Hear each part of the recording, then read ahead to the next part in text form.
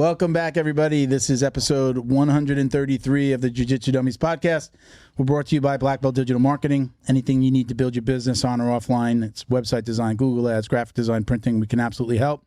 Check us out at Black Belt Digital Marketing on Instagram or our website, bbdigitalmarketing.com. You can request a free review of your online presence today. I'm Milton Campus. I'm a brown belt training out of South Florida. We got Bo and Christian behind the camera. Say hello, guys. Woohoo! Don't forget to like, comment, download, share. Click that subscribe button. We'd appreciate the support. Joining us today is the crew from A M Jiu-Jitsu. Yeah. Woo, yeah, woohoo. Where's our applause, bro? Oh, my button doesn't work. Wait, this one works. This one works. There you go. Oh, shit. Yeah. We got Joshua Thanos. That's right. That's Thanos. Drew Phoenix. Do we give him your real name? No, bro. Hey, I got a new nickname now. I got a new nickname. Okay, what's the new nickname? The People's Coach. The People's Coach. Okay. Damn. We'll find out about that in a minute. And Daniel, what's your last name, Daniel? Carreno. That's Luigi, right, so bro. Hang out for a second, guys. I'm going to do some shout-outs, and then we'll get this thing started, all right? Thank you to our friends over at Flow and Roll. Hands down the best custom gi and no-gi gear in the business. Don't believe us? Visit them on Instagram at flow_n_roll. And check out all their custom designs. They just put out a really cool video of everything they've done last year, so it's really get a good snapshot of the work that they do, the graphics, and you know all the print that they do. You got a Flow and Roll shirt on? Oh, there you go, Flow and Roll. All right. You could find our podcast tee and even our no-gi kits on their website. We just did a new one. It's a hobbyist no-gi kit that we'll have out in probably the next month or so. So go check them out again at Flow and Roll on Instagram or their website, flowandroll.com. You get 20% off with code JJD, and also if you're a gym owner, ask them about their pre-order program. We got Leo Optics. I'm sorry I don't have my glasses today. My favorite pair broke. Blind us. But we got their little sunglass kit here. Leo Optics is a sunglass and apparel company specializing in signature bamboo sunglasses. So I got like a little wood frames. Their passion is rooted in the jiu-jitsu lifestyle, founded in Southern California with products reflecting the BJJ lifestyle. So check them out at leooptics.com. You get 10% off with code JJD. All right. And then we've got BioPro Tech, right? They're a bio or identical alternative to human growth hormone. If you don't know what that means, basically it's going to help you with anti-aging, metabolism, libido, immune system, skin cognition. You got two. You got one, the quarter sleep plus helps you with stress and obviously with sleep.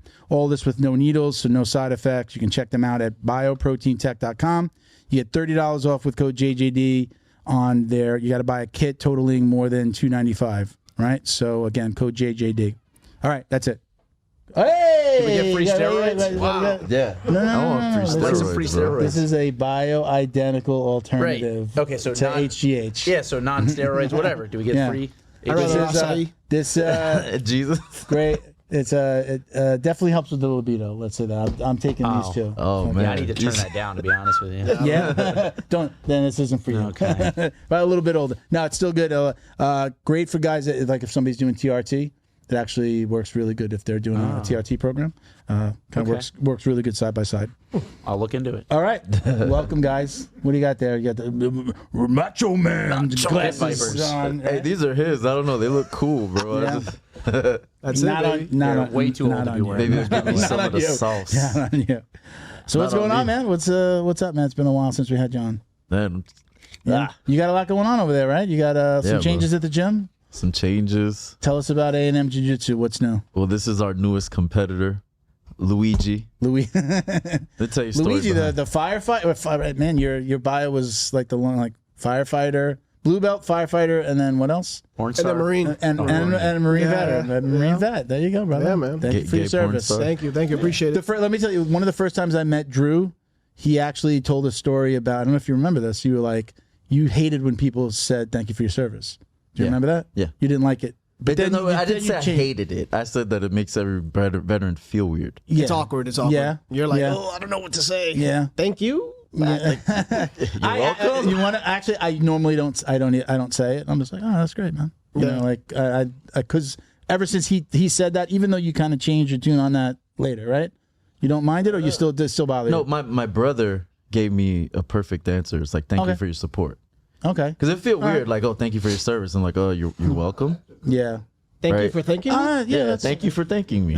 that makes sense. So I like that. Thank you for your support. No, you know what? You're welcome for my service. That's what you're gonna start doing. Yeah, luckily I've never thanked any of you guys for any of that. Thank silliness. God. Yeah, for nothing. For Zero. what? For like shooting awesome guns and like getting paid some sort of money to go like travel the world. Yeah, enjoy yourself. Yeah. Yeah, that's what it was like, right? That's what he thinks it was like. That sums it up. That sums it up pretty well. You did. Everything I hear you guys talk about, I'm like, wow, that sounds awesome. Did you go? Were you overseas?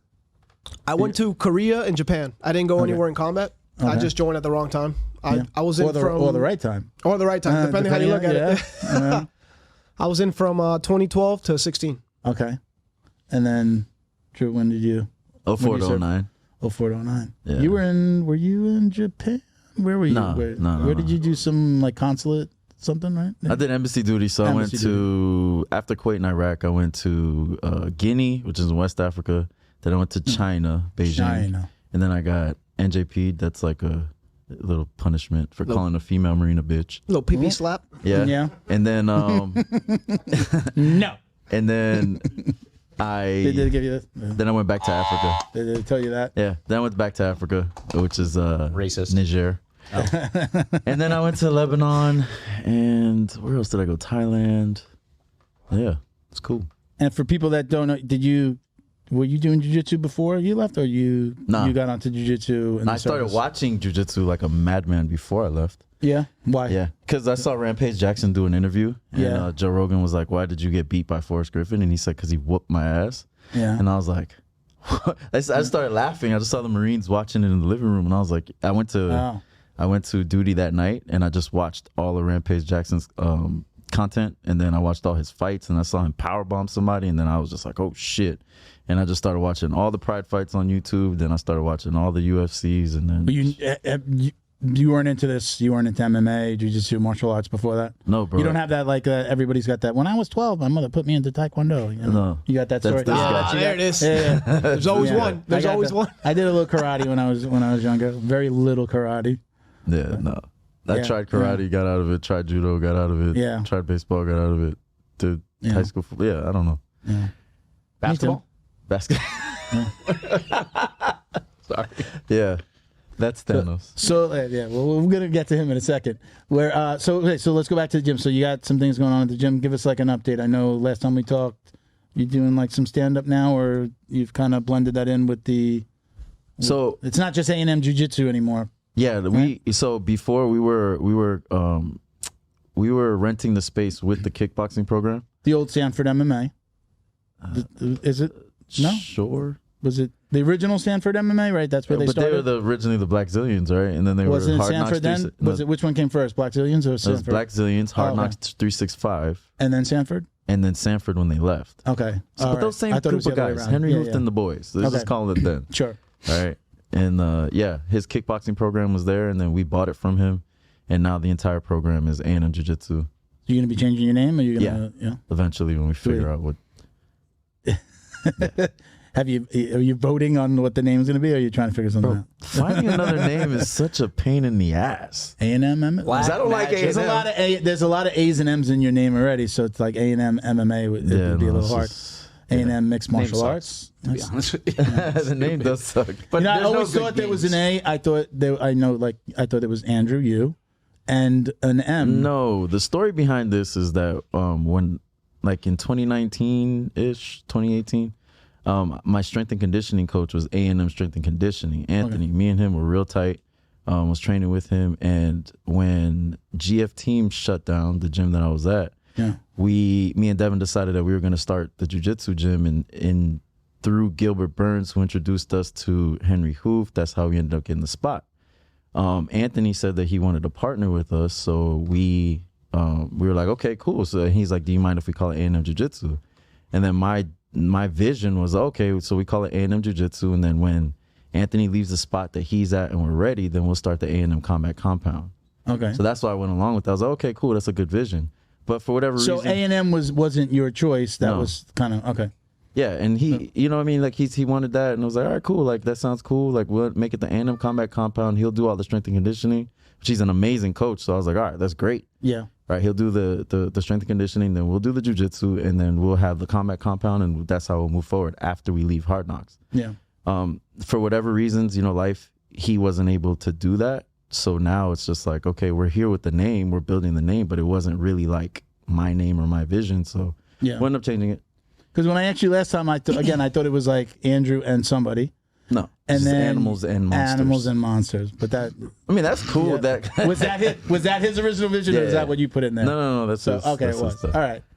Okay. But could you imagine, like, if it's like Anthony and I don't know, Marianne or something? I always thought it was you and a partner. I thought you had a true partner in the business. Is there a partner? Is me and Devin, your cousin? He's like official. Yeah, no, Devin's my partner in everything. Like he's my right hand man. That's my dog. Is he? What is brown and black? Yeah. What is he? Whoa. Brown and black. He's African brown or American. black belts. American belts, sir. American, yeah. You keep it PC, bro. Man. Come on, jeez. Jesus. I thought it was gonna be me. Canceled. Is he?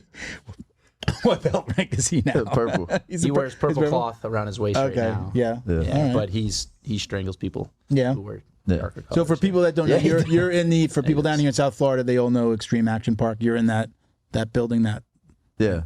We could walk into Extreme Action Park and then walk through to your gym. Yeah. It's the best setup in South Florida. There's no change. Yeah. There's nothing comes close. Yeah. You go karting next door. Yeah. Well, then they do, and then you got the events that come and rent out in the back. I mean, it's like a perfect location. Like, it's almost like it's like in your gym. Yeah. But the gym itself, like, there's no other. Like, American Top Team would be the closest thing, which I trained there before I came with you guys. But like, when you walk in, the mat space is awesome, and then you have this huge strength and conditioning, like, facility in the back. Like, there's like we take it for granted now, but people walk in, they're like, "Wow, this place is awesome!" Yeah. I'm like, hell yeah, it is. Yeah, that was me. I walked in, I was like, holy shit, everything in one spot. This is nice. Well, most jiu-jitsu gyms are like the size of this studio, and they're matted, and like you can't get more than like 4 people on the mat. And you guys, you can use the weights and all that training. Yeah, so your guys, when they you see this guy, you think he doesn't use the weights? Oh yeah. Can't see him. Wait, hold on one second. Oh boy. Whoa, hey. No, I'm not trying to flex again. You look like the light over there. You look bigger with them off. You look bigger with them off. No. So everybody calls you Thanos. What's my last name? It's your real. That's really your last name. Yeah, or it's not a nickname. Yeah, okay. no, You think father with a last fucking- name like that? Great fucking last name. You think we're gonna call him Joshua? Hell Yeah. no. That's Milton Thanos. Campus over here. That's fucking like, great name. Yeah. So how did you meet Drew? How did you start training there? So Drew. I got a funny story. Well, What did Drew do to you? No, not to me. It's his brother. So Drew beat my brother and I have been grappling since high school. Okay. And we used to we've been in the area for a long time doing jiu-jitsu and training and bouncing around and whatnot. But so we were actually at a new breed in it was either December of 2019 or January of 2020, just before COVID, and Drew beat my brother in an advanced bracket at 165, which I know it's hard to believe that actually happened, right? But he weighed You had 1 foot off the scale when you had to weigh. apparently he made weight. There was some abs. It was crazy. So he actually had my brother is not like the most skilled, but he's a really good wrestler and super athletic. So they had a really tough match, and Drew got him with like an Imanari roll with like 30 seconds left, and got a takedown on him. And then went on somehow, even though he lost a match in the bracket, somehow won it, which is like some wonky. It was a weird double way. elimination. That's not how double elimination works. I know, but the new breed, breed's brother. silly with that. Like if you lose, The best you can do is third. Yeah, that's how life works. You can't lose and then get first. It doesn't work that way. But somehow Drew got that. But Surprise, so bitches. then I think we traded like on Instagram or whatever. We were training at American Top Team at the time, which they shut down for COVID, and then we went over and trained with them at GF, which is like one of those places that's like the size of this place, and you can get 4 people on the mat. So we stopped by there, and we had some fun rounds with them. And then September of 2020, you reached out and you're like, hey, on Instagram, like, hey, we're starting up. I'm like, all right. So How long have you been open? What year did you open? September 2020. Oh, Yeah. so same time. Okay. What's funny is that his Instagram is just watches. So I thought I was talking to his brother. Okay. So he's like, that's right, yeah. So he's talking to me. He's like, "Oh, you opened the gym? American Top Team shut him down. I'm gonna come check out your gym." At first, he said he was just gonna come for a couple months until Top Team opened back up. Yep. Okay. And then, So you were going to HQ? You were going to HQ? Okay. Yeah, I've been there for like 2 years. I've Coconut Creek. been there on and off. Well, I bounced around. So I lived in Philly and I trained up with Daniel Gracie up in Philly. And then I came back and I was at Top Team. Top Team's great. It's an awesome facility, but like I've trained for a lot of different places over the last 15 years almost. There's no place that compares to our gym at A&M. Nothing close. But yeah, so I think I came in, I was like a week after you guys started, I showed up on a Monday, and then I was a blue belt at the time. Whatever that means, and now an ass kicking brown belt. Well, whatever. Yeah, Drew gave me a brown belt, whatever that means. But yeah, no, it's. So I cut you off before you started to say something about 2020. You opened. Do you remember what you were going to say? So, well, GF closed. GF closed. You open. Yeah. You reach out Thanos, to these guys. They come in. Well, no, I just your brother too. Did your brother train? He did. Yeah, he actually 2 years ago he got injured on our mats, so he hasn't been training since. But yeah, he was training with us for a while.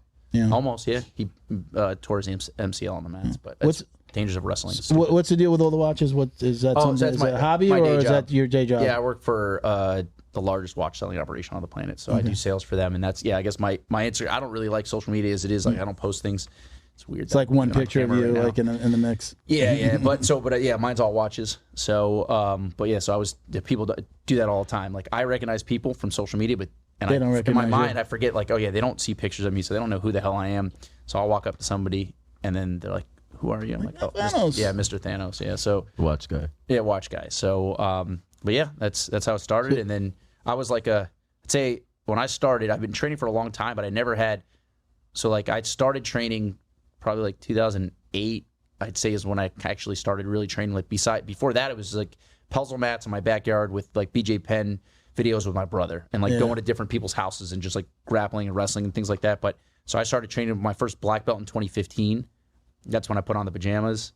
And actually I liked them a lot. I like really enjoyed gi jiu-jitsu for a while. But I bounced around too much, so I was never getting like promoted or whatever. So I started with these guys, and I describe myself as like a tough to submit blue belt. That was kind of what my game was. And no guard whatsoever. And then I started training with Drew, and then like 6 months or so into it, Drew was like, I want to show you leg locks. So he shows me that, and then that opens up my whole game. And then now, like, I'm just a complete guard player. Okay. Yeah. All right. Yeah. So the going back to the watches real quick, because so the job, are you said something about like you're trading stocks or you're trading watches? Yeah, no, I don't trade stocks. He was joking with you. Okay. I mean, he's like, he's got to do a trade. Yeah, so I mean, making millions, one click at a time. Right, that'd be tremendous. No, I work.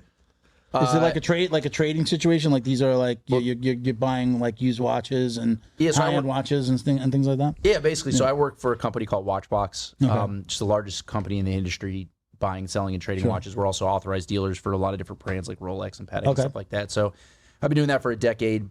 I guess I'm like one of their top salespeople there. Okay. So that's what I do, and then we have a few other like family businesses. So. Okay. All right, cool. I thought jobs are for losers, bro. Oh, they are, bro. I'm the biggest loser at this table right now. I got a lot of jobs. Yeah. Yeah, it sucks. What about you, Daniel? You're currently a firefighter? I am. I've been on the job for 6 years. I work up in West Palm. Okay. Yeah, I'm at the town of Palm Beach. All right. Till they hear this podcast. Yeah. Right? Yeah, we're all gone. We're all fired. Yeah. Dude, I've been trying so hard to get fired. How did you find Drew and get involved with this this guy? I started jiu-jitsu at American Top Team Fort Lauderdale. Okay.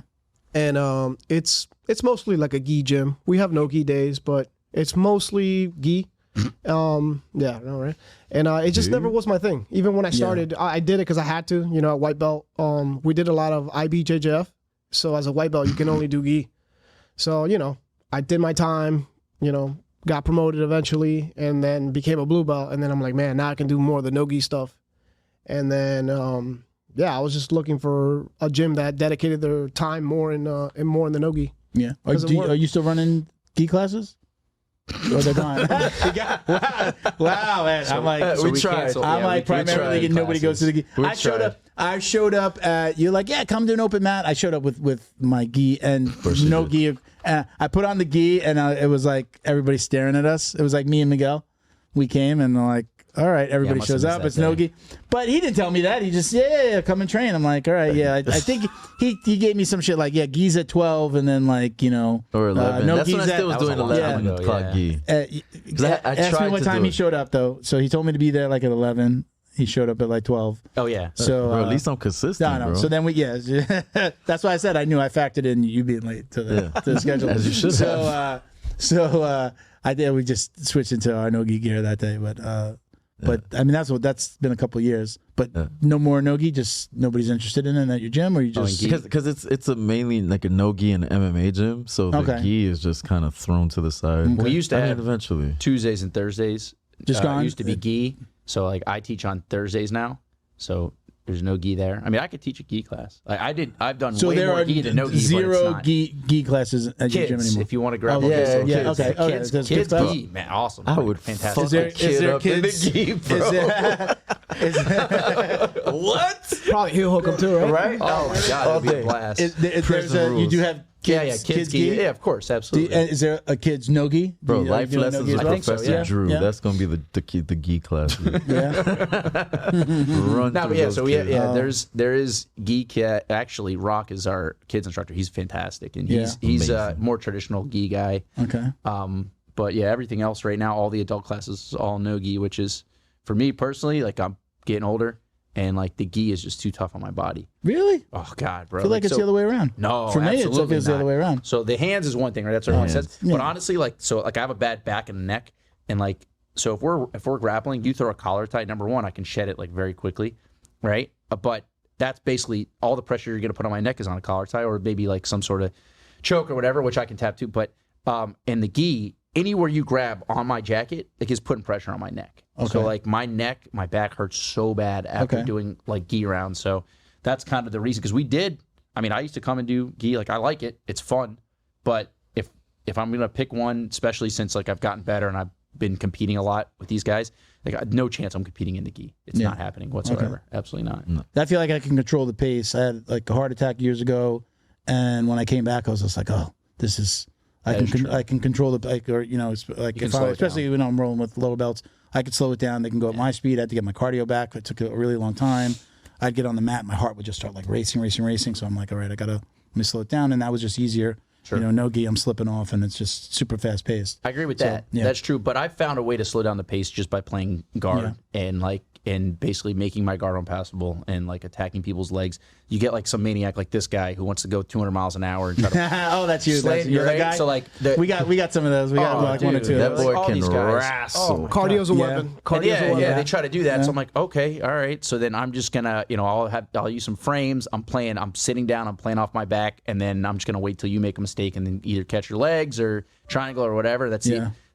So what's good is at our gym, because we do have a lot of like natural athletes. Whoa. Hard quotations. Right. Yeah. So these guys who zoom like in on that. Zoom in on that one. natural athletes. So these guys, who think that they're training for some sort of professional sport, and they try to just go 200 miles an hour. So I've developed a game to slow those characters down quite a bit. So that's been helpful for me. Teach me. Good. Tell me what Come do to you class. do? I teach tonight. Yeah, because we have like a lot of time. Well, I mean, it usually happens mostly with like a newer guy. Yeah. But we've got like spazzy guys that white are like belts? my size and bigger, like 230 plus. Yeah, spazzy white belts, hurting people. Terrible. And like I'm just like, guys, I'll tell them. I feel like I've been there long, been there 7 years, that I feel like I can say something, and I do. But these guys like literally our spazziest white belt just like fell on Ray and like fucked up his rib the other day. He was out for like 2 weeks easily. He's like, I just had to stay off the mat, but just basically like gave him like a people's elbow almost, like, and just fell on top of him. Christ. And I might hold on to the strangle a little bit longer. yeah, man, and I've like that person, super nice guy. He trains there with his girlfriend. Super nice guy. There's nothing wrong, but he's instead of matching intensity, right? Which you learn over time. Yeah. He's just like starting out like super hard. Like that's not jiu-jitsu.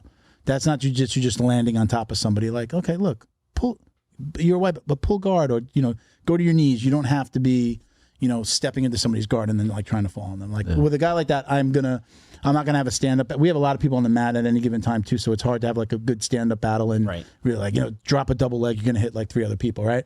So with him, I'll pull him. I'll pull him into I'll just pull him down hard into my guard and like, okay, now let's work. But he doesn't do that with everybody. So he's hurting people. So I've had a couple talks with him. Middle of a roll, I've had to tell him like, bro, what are you doing? You're gonna hurt. Like a guy that's like a purple belt. He's a white belt.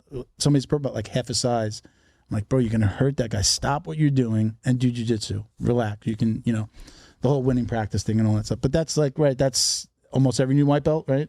Yeah. Well, I mean, it depends. You have some people that are more aggressive, but most they come in and they're like, oh, I'm supposed to win this thing now, right? Because they don't know any better. Right. But if you catch those folks a couple times, they realize like they're not going to win. Yeah. So, and I make it. So anybody larger than me, I'm not going to be their first roll. That's not happening. I'm not going to deal with that. And then, I'll try to tap them early.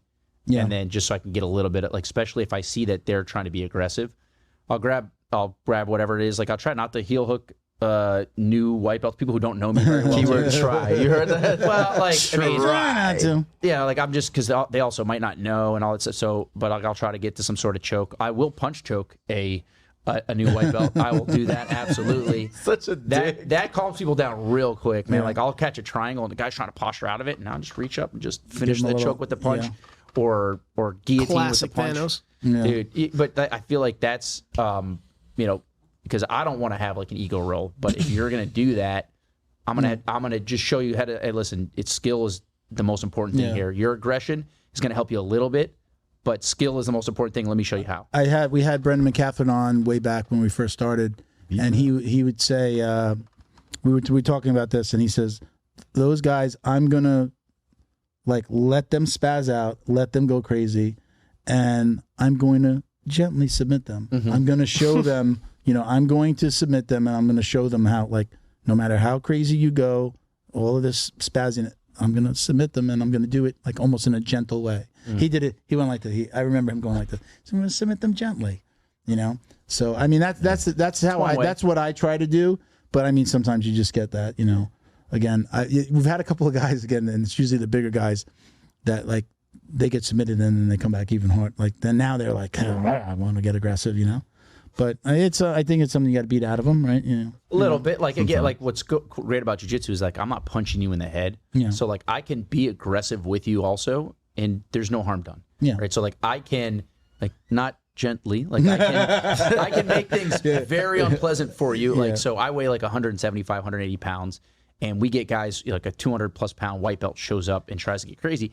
And I can they get flattened out with leg hooks by a guy who looks half the size and is probably 10 years older than them.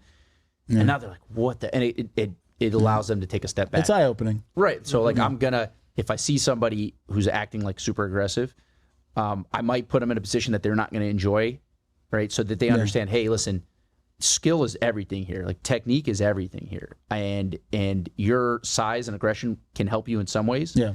But not against somebody who's that much, so much more skilled than you. Yeah. And not only is it like jiu-jitsu is not a gentle art. Yeah. Right. Like it can be very unpleasant. BS, right? Right. It can be very unpleasant. Like you get stuck under somebody, you can't get out no matter what. You're trying to bench press me. You're trying to turtle up when I have you flatten out with leg hooks, and I, with very little effort, can make things incredibly unpleasant for you. And then realizing, okay, so that's what jiu-jitsu is about. It's like understanding position, and then now you can use your natural abilities. Why are you pointing at me? Because anybody with muscles, I just he was saying he's like cardio is a weapon. Talk about that. I mean, you're one of these guys with exceptional cardio. Right. I mean, I don't think it's crazy, but I mean, it's above average. Yeah. It's above average, and you use that as a weapon. It's how many people are really going to want to wrestle? How many people are really going to want to push that pace? 2, 3 minutes, 4 or 5.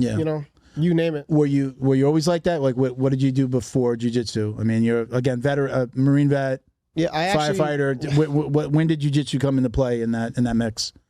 Okay, so after I got out of the Marines, I didn't play any sports growing up. I was just partying and chasing girls and you name it. I grew up in Miami, so it's different now. And, my parents were always busy working, so they didn't have time to take me to any practice or anything. So I didn't grow up playing sports. So after I got out of the Marines, I was married at the time. That was going south, of course. And I was like, man, I listen to Joe Rogan just like everybody else. And he's always talking about, jiu-jitsu. Who's that? Yeah, that guy. And he's always talking about how, jiu-jitsu is therapeutic, blah, blah, blah. It makes you feel better. And I was in a rut. I was like, man, fuck, everything sucks right now. And as a firefighter, you do have a lot of time off because you work 1 day off, 2 days off. So I was like, man, I got to find something to do because I'm drinking, I'm going out, I'm just doing dumb shit left and right. And I just showed up at ATT. It's the first, I Googled jiu-jitsu and it was just the first gym that popped up. So I showed up for class. They sell you the whole bundle. You need the rash guard. I'm $500. I'm like, yo, what the fuck? And then so I start rolling and then a week later, I'm like, man, this is cool. I like it. Besides the gi part, but it's cool. And did you not like the gi in the beginning? Did you not like it from the beginning? I never liked it. Yeah. Did you also do no gi classes though? Were you doing? Yeah. So they had you found you usually wind up. Oh, there's a preference if you do it right away. From so the beginning. they have gi and no gi. Yeah. And no gi is 3 days a week, I believe. Maybe they changed. I don't remember.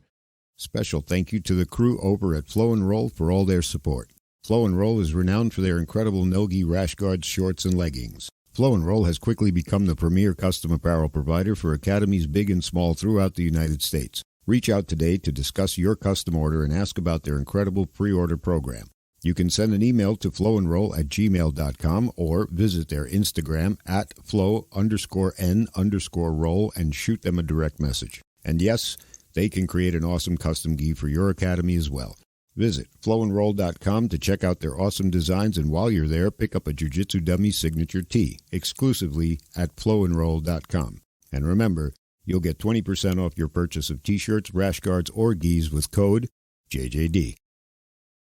But yeah, they have both. So 1 day is gi, 1 day is no gi, 1 day is gi, and like that. But when I work 24 hours. So if it's a no gi day and I worked, now I missed that gi day for like the week. So I'm like, man, damn. So, Yeah. And that's how I started. Most of the departments down here, what is it? Like you're on 24 hours, you're in the house, right? You're in the firehouse, right? Yeah, you're on call. So I mean, that's essentially 4 shifts, right? 4 8-hour shifts. So then you have 2 days off, then 1 day on again. So it's just kind of a rotating schedule, right? Right. So it's not I work every Monday. It keeps rotating. Yeah. So it just changes. Yeah. It's very dynamic. I work Saturdays, Sundays, Monday, holidays, you name it. Yeah. If it just falls on that day, I work it. You're not taking that day off. They're not giving you a day off. Unless you call out sick. How long you been on the job? 6 years. 6 years in December. Love it. I mean, I know. It's fun. It's fun. Yeah. It's different. It's not, it's like, I tell Drew all the time, I'm like, man, it scratches the itch a little bit, but it's not like the Marines. The Marines was a whole different animal. When you does your other career scratch that itch? your film career? Uh-oh. Oh, yeah. Oh, yeah? Follow my OnlyFans. No, tell us more.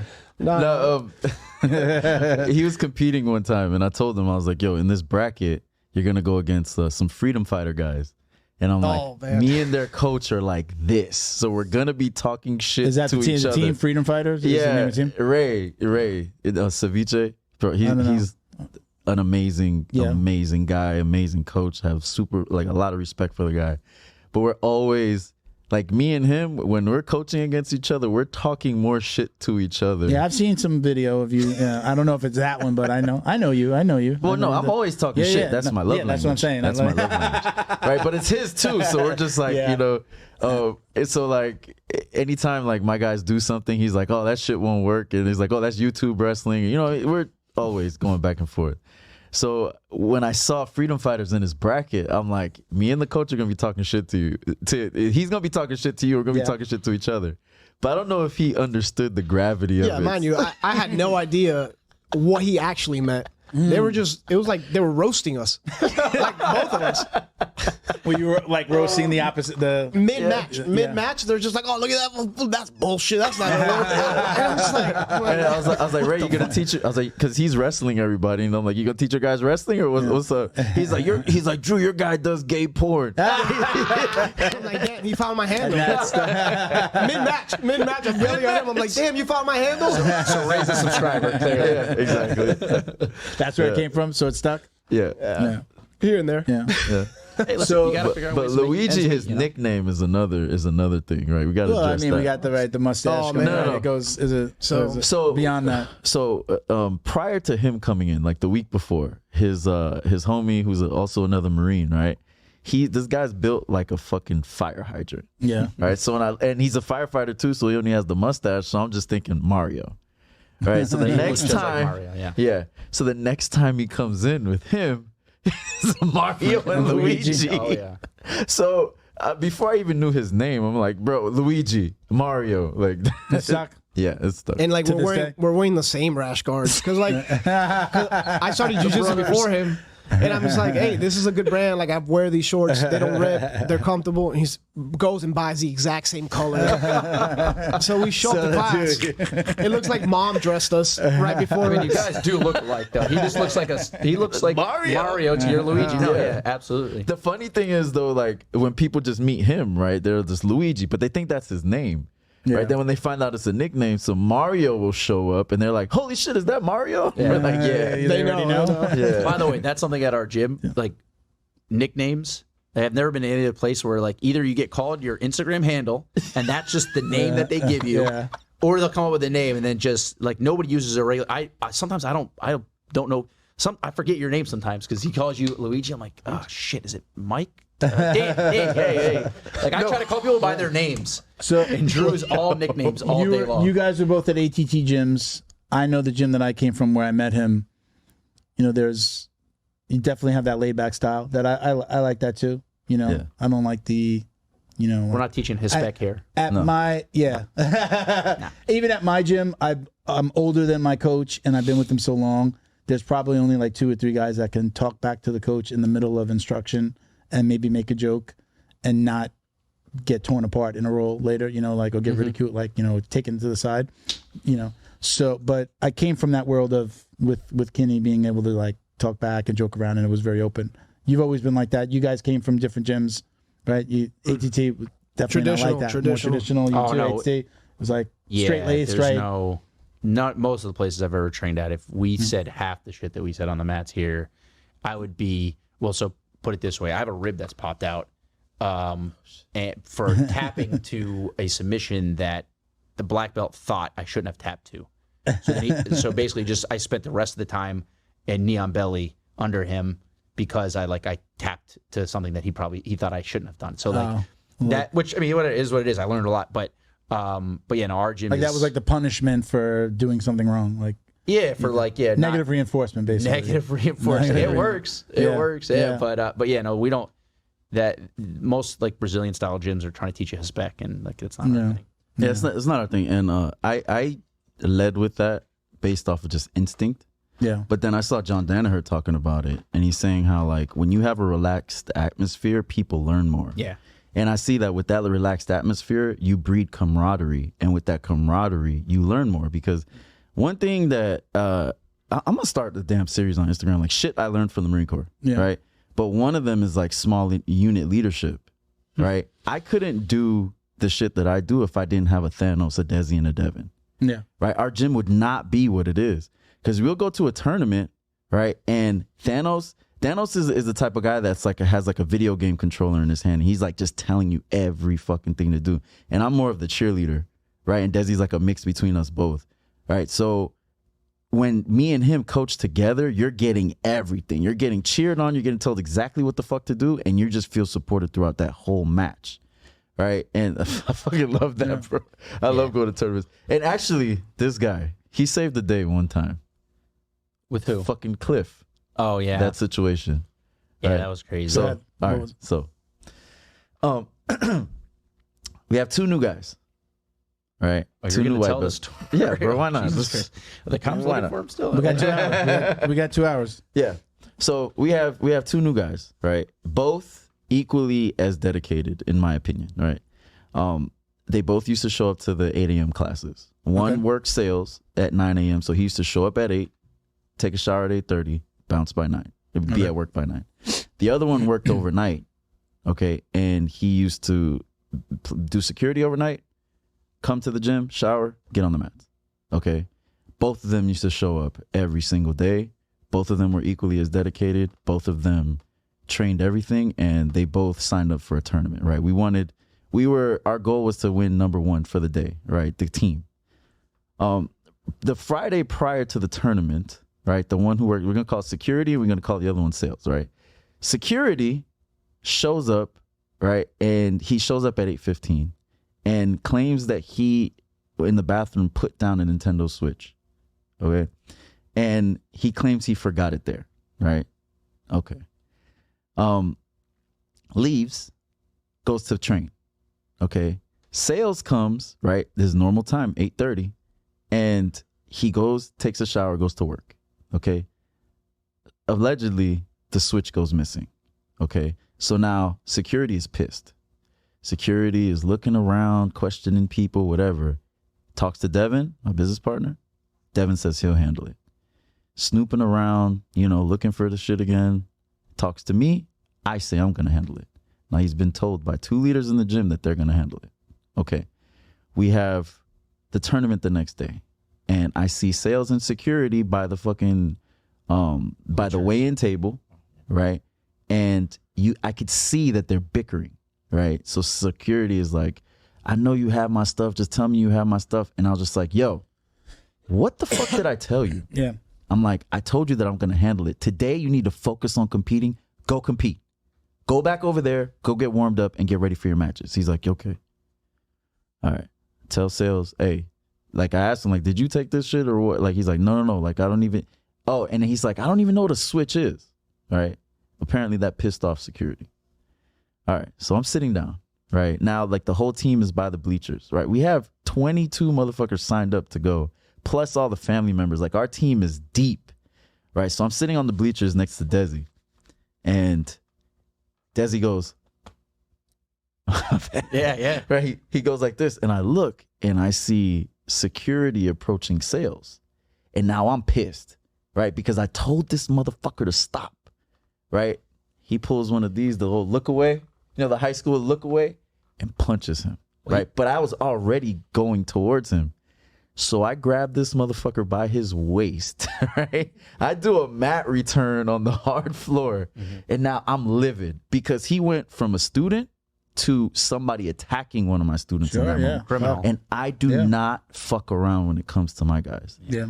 I am a protector through and through, and at that point, he was the fucking enemy. So I slammed him, and now I'm pissed. And I'm on top, like I'm controlling him, right? I slammed him, and now I'm on top of him, mount, right? And I'm like, you motherfucker, screaming. And then Thanos. So, yeah, well, so. In my mind, I know this isn't where the story's going. In my mind, you said Thanos saved the day. I'm picturing Thanos walking in with the switch. He had it the whole time. Hey guys, what's up? Oh, you're looking for this?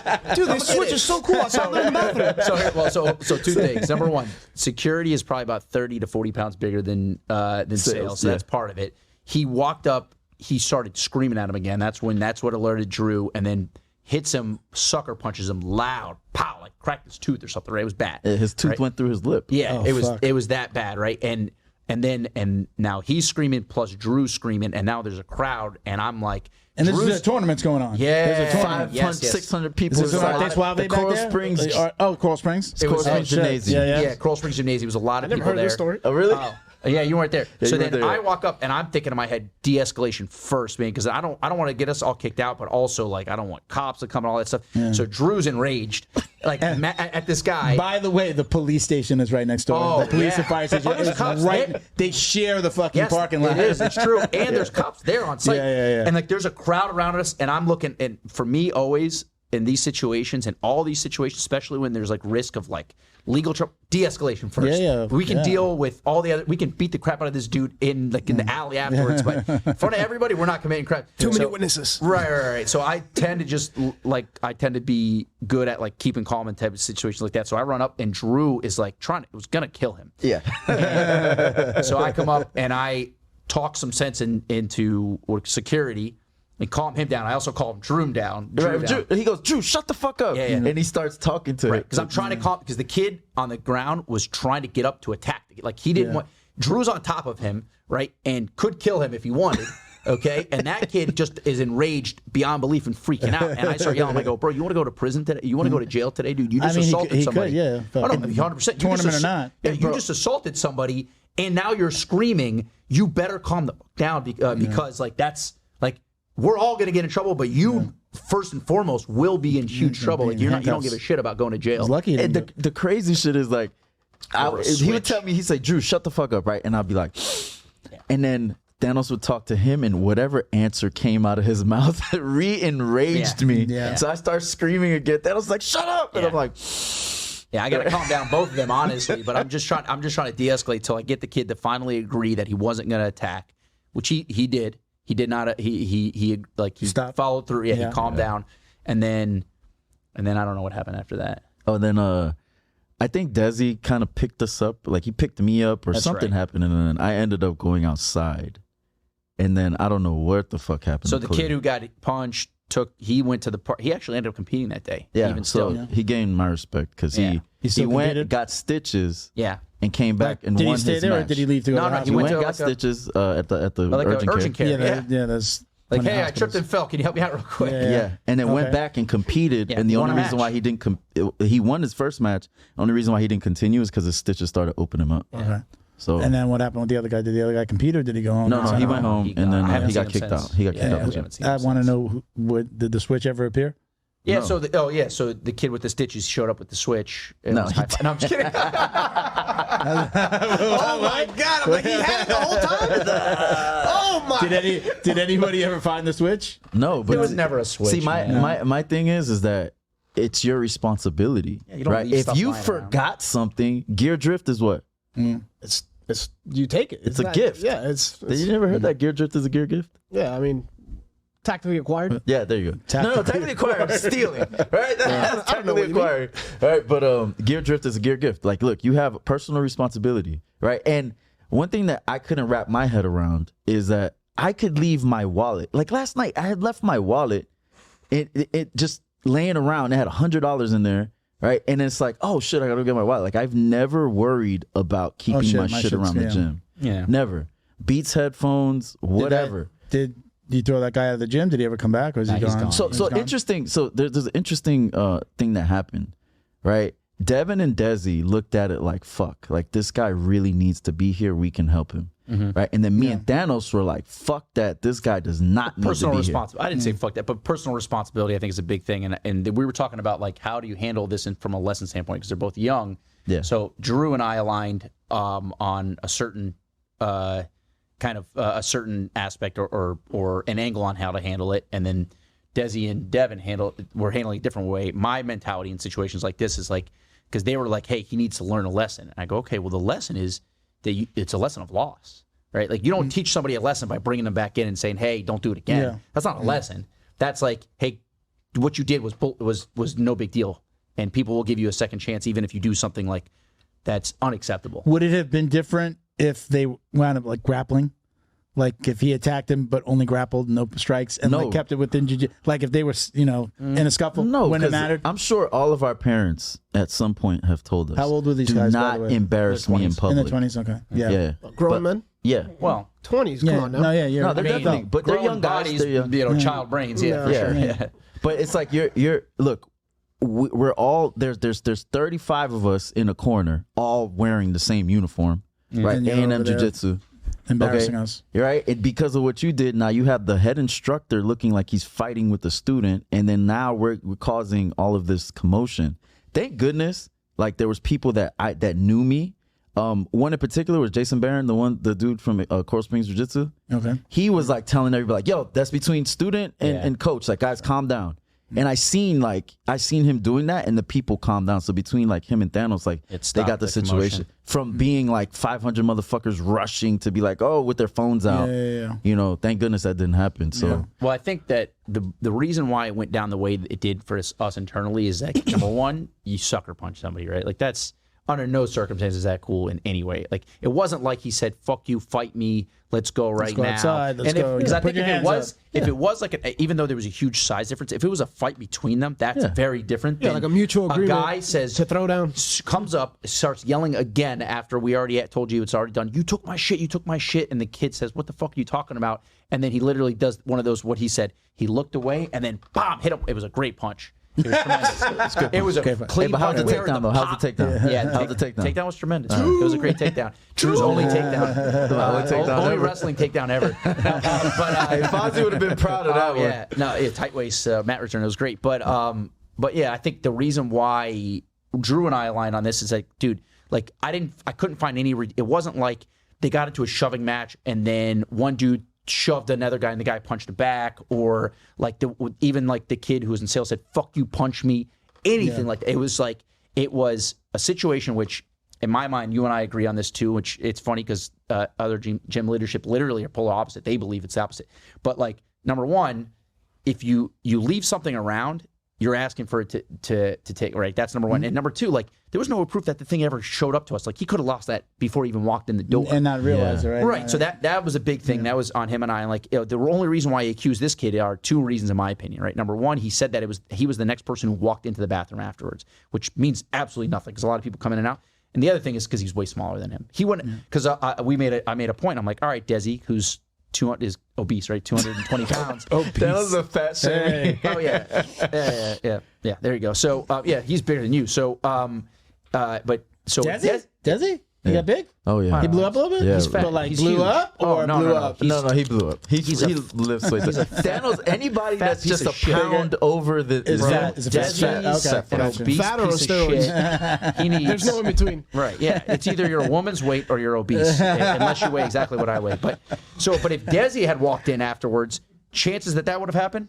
Zero. Nil. Right. So that's it. So in my mind, I'm like, dude, you didn't give us a chance to give you a chance. That's the way I look at things like this. Like, I run. Yeah, I have a business and I have a bunch of employees, and that's the way I run it. I go, dude, give me a chance to give you a chance. And if you don't, then there's no we're all adults. We make a mistake, and sometimes the consequences for that mistake are you don't get to do whatever you want to do again. Getting physical in any environment, even in that environment, in a martial art.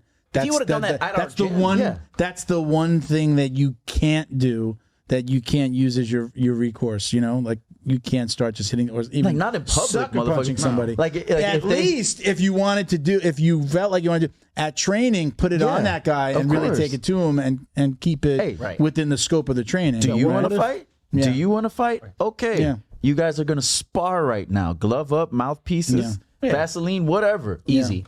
Yeah. Put the timer on the clock. Let's go. Have at it. It's It's a fighting gym. We can't trust the kid now. That's what I told him. I go, what if something else goes missing and he sucker punched me? Because number one, I keep a gun on me, bro. So, and if you do that to me, right? So now I'm going to be in jail because you punched me, and now my kid's got that's what I said to him. I'm like, dude, like you can't trust somebody like who's willing to sucker punch somebody who's supposed to be part of our team. Well, how long were these guys training? How long? Let's years? just say 3 months. No, Let's say 3 a few months. months. Yeah. So I was talking to somebody the other day. I said, as soon as I've never had a fight after the day that I stepped on the mat.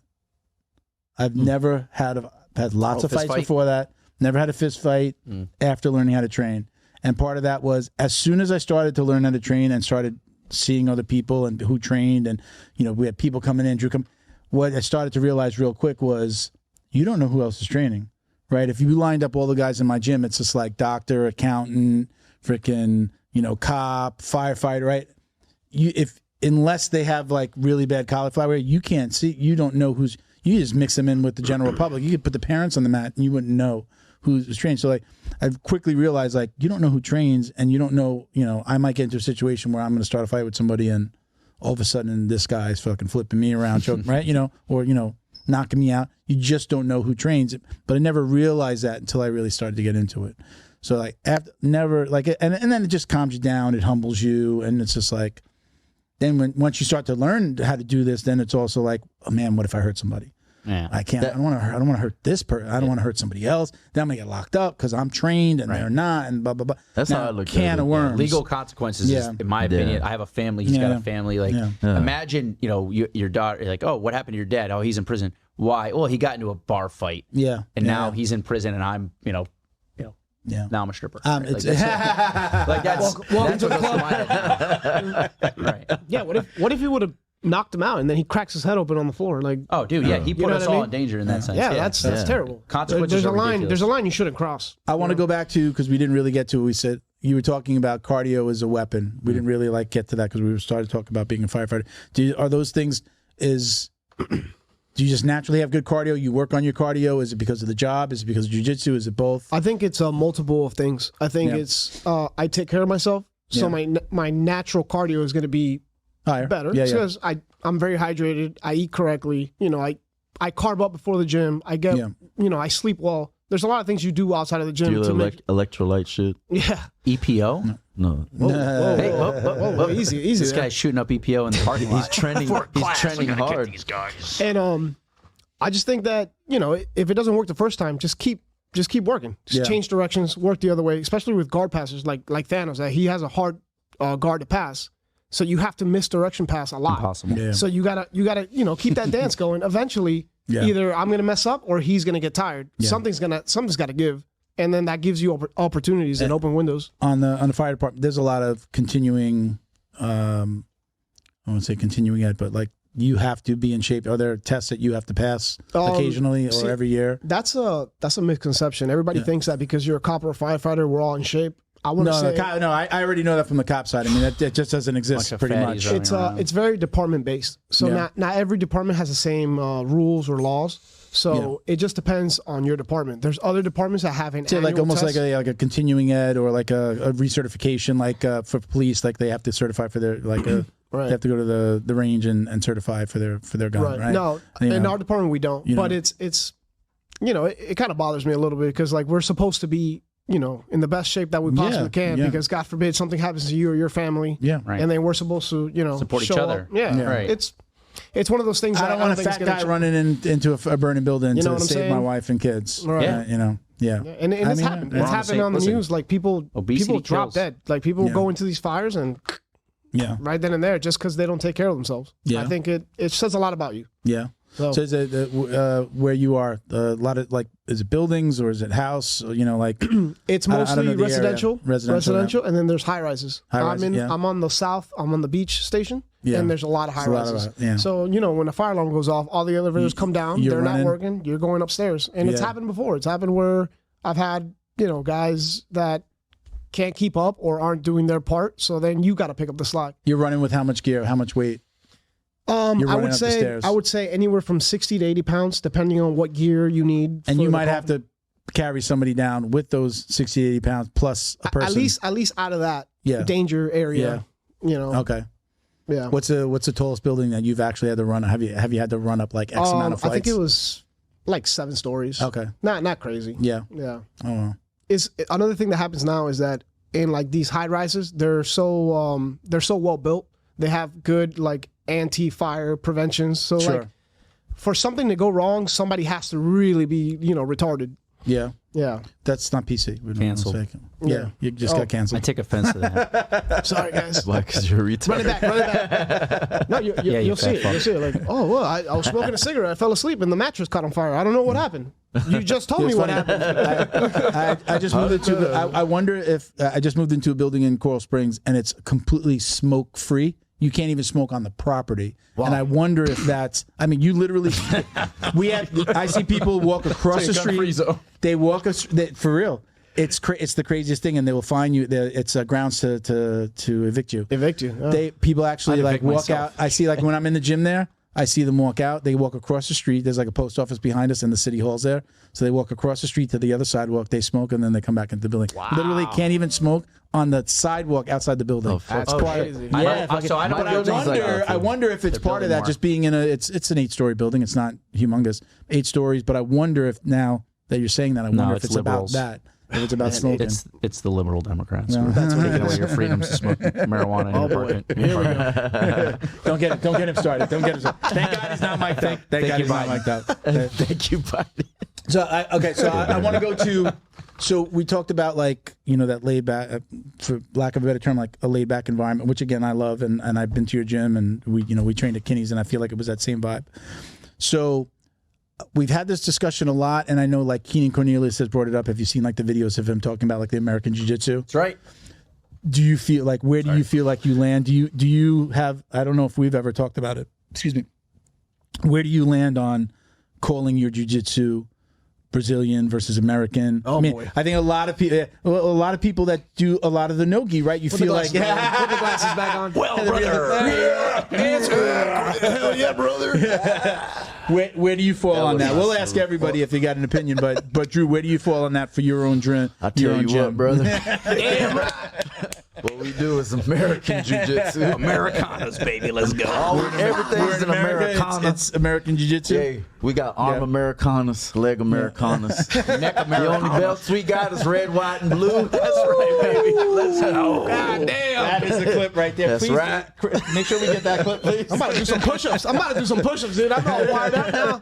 Yeah, bro. Like a great American, you will. That's right. That's right. Hey, but look. Let me tell you Do you something. care? Do you care? Does it matter? No, it does not matter, No. bro. What we're doing is jujitsu, okay? Yeah. If you want to break it down into form, fine. If you're doing Brazilian jiu-jitsu, you have on your pajamas. If you have American jiu-jitsu, you have on spandex. Either way, it's gay. That's right. That's the soundbite. I'll pull that out. Hey, no, but seriously, like that's all it is. Yeah. You know, American jiu-jitsu, you're doing jiu-jitsu, but it's a lot of wrestling and leg locks in it. Yeah. And Brazilian jiu-jitsu, they don't like I feel leg like locks. that's what changes that's the only it. fucking Yeah. difference. Okay. Yeah. I know, like this, like he came out with these videos. I guess it's, I mean, obviously Brazilians don't like it. He had a compelling argument. Did you see the video where he Keenan? goes back? Yeah, did you I have see lots the of video? comments on there. Oh, Do you- yeah. He really goes Two-time back World War you're champs, baby. Let's go. He's going back like before Helio. Helio was born, and there's articles that say like American Jiu-Jitsu, but I think some of them when you read it, it's just like American Jiu-Jitsu practitioner, like speaking about that person. But then there was also references in just that video where they're calling it American Jiu-Jitsu. So it's a compelling argument for those two camps. He really made a compelling argument that, listen, before Helio, which is credited so much with Brazilian Jiu-Jitsu, which there's an argument on that side as well. But it was a compelling argument. Did you see the video? No, you have no clue. All right, let me tell you something. He's seen it. No, Yeah. I've seen it. Okay. I've seen it. Let me tell you something about all of this. Okay. There's a quote that I fucking heard a while back, and I don't remember where it was from, but it was like, "You're a smart motherfucker, but you so smart, you's a dumb motherfucker." Okay? It's like we don't have real problems in the world, so we sit around the fucking table because we think we're smart, and we're just like, "Oh no, this is American jiu-jitsu. No, that's Japanese. Oh no, that's Brazilian jiu-jitsu." It all doesn't fucking matter. It's like the whole thing with fighting, right? The fucking MMA guys get pissed off at the jiu-jitsu guys because they say, "Oh, jiu-jitsu is not a fight." Okay. Yeah. But then the MMA guys, before they go into the fucking cage, they're like, "It's a war." And then you got the veterans that are like, "Hell no, buddy. You ain't going to no fucking war." Right? And it's just like, Jesus Christ. You know, and then with the MMA guys, the street fighters will be like, "Well, y'all wear gloves and shit." Like, look. If you look up the fucking definition, grappling is a form of fighting, okay? And whether you're grappling, whether you're MMA, street fight, it's all a fucking fight, war fight. You're all fighting. Thanos, tell us how you feel. Tell us why he's wrong. You made a lot of faces there. Yeah. Wait, you want to go back to Keenan and then finish with? Well, no, yeah, stick his Keenan, fucking dog. Keenan's a great American, and I really appreciate everything he's doing for us now. Keenan, we appreciate your service. Fauci. Yeah, Thank you for your service, That's Keenan. right. Yeah, trust the science and the history, guys. Yeah, I think no. Well, Let number me just one, say, Bo's loving all these key phrases. so He loves number all one, like, so Drew and I definitely agree in some ways about like who the fuck cares what it's called, right? Like, so but I disagree about the fight stuff. But About what? about calling it like grappling is not fight. It's a match. Look at the I think it's definition. right. Look, dummy, put out your smartphone and look up the definition. It's a form of fighting. So if there were two guys in a Yeah, but bar and they who were defined it? rolling around on the ground and they were fighting, but nobody lands a punch. Is it a fight? If we're shit. yeah, no, know, it sounds right? like Like, two like- gay dudes, but which is fine, and I appreciate that. They just can't train with us. But But he trains with us. Wait, what? Yeah. What? No, but so discrimination, the way I though. look at it is this, right? So grappling itself is see why I brought really these is a two? game. Yes, I do. It's a really fun game, right? But the guys who try to take it too seriously, we're not gonna to say what country they might come from, but they take it way too serious, and they think that they're doing like the most manly thing possible. It's like, dude, you're dressing up in tights and you're hugging sweaty guys on soft floors. There's nothing manly about jiu-jitsu, about grappling, Daniel's like, about you American speak my jiu-jitsu. language. Right, I'm yeah. fired up again. Right. Or either that, or you're wearing, you're wearing a karate costume, right? And you're doing the same thing, right? You're hugging sweaty men on soft mats. Like, it's not a fight, right? Like, and we know, because we have MMA fighters who come train with us, and they can make grappling feel like a fight, right? But it's still not a fight, because if they're not punching me in my face, they can threaten to punch me in the face, and I can feel threatened. But a fight is, we're bludgeoning each other. We're bludgeoning each other. But okay. We can have a gunfight. What the fuck is a bludgeoning, right? Okay. You can get killed faster, right, with a choke than you would ever be with a punch. So which one's more dangerous? Well, that's not exactly true. That's not true at all. What are you talking mean? about? I could punch you in the head. Can fucking kill you. Right, but I could punch you in the head, right, knock you unconscious, you hit the ground with your head, and now you're dead. That happens. But so you need the That's ground to faster than help. a I choke. don't need the ground to help. Yes, you do. No, the ground You're is my grappling ocean, in space, brother. brother. there Yeah, it is. exactly. There it is. It's my ocean. Can And you I'm swim? a shark. But Maybe. No, but I mean, I don't know. I mean, listen, I'm not going to pretend that what I do is fighting. Maybe you can pretend, but No, but the whole point of It's a what I game. said is like, I don't give a fuck. Right. And It's that's just where we the agree. arguments, right? We just don't have anything else to talk about, so Yeah. we're gonna try to say, so it's what's not great- fighting. Who gives a fuck? So what we agree on that, and the best thing about that is when you find people who, especially on social media, because social media is a cesspool, right? It's like the worst place to. It's like the worst form of communication is social media by love it. far, right? Like I love it. So Stupid what memes I do- all day. No, exactly. It's, Rock my brain. But I'm not talking about entertainment. It's a great form of entertainment. The worst form of communication is Absolutely. that we've ever come up with is social media, right? So what's great is, and if you look at we posted some videos on our Instagram that went crazy viral about like throwing fake guns while we're grappling, right? And then you get everybody wanting to make comments. So like I saw the you best thing attacking is- them. Oh, dude, it's my favorite thing. So I will attack people on both sides and like on the same thing. But yeah, it's a great way to troll. Right? Okay. So like the Keenan Cornelius thing. I'm just looking for people who are upset so that I can do my best to hopefully make them a little bit more upset. Right, but like Just keep them talking. It comes down to like taking things seriously, right? Like that's what I love about our gym is that because it's not that it's laid back, right? Like we train hard as shit, Sure. right? And we try to hurt each other a lot of times. Like that happens, right? Like Amen. Yeah, Yes. because we trust each other in that sense, right? But we don't take it serious, and there's difference between being laid back and not taking it serious. Sure. Like we know that like when I walk into the gym and I'm a few minutes late and Drew's showing leg locks and I call everybody a bunch of fags for grabbing each other's feet, right?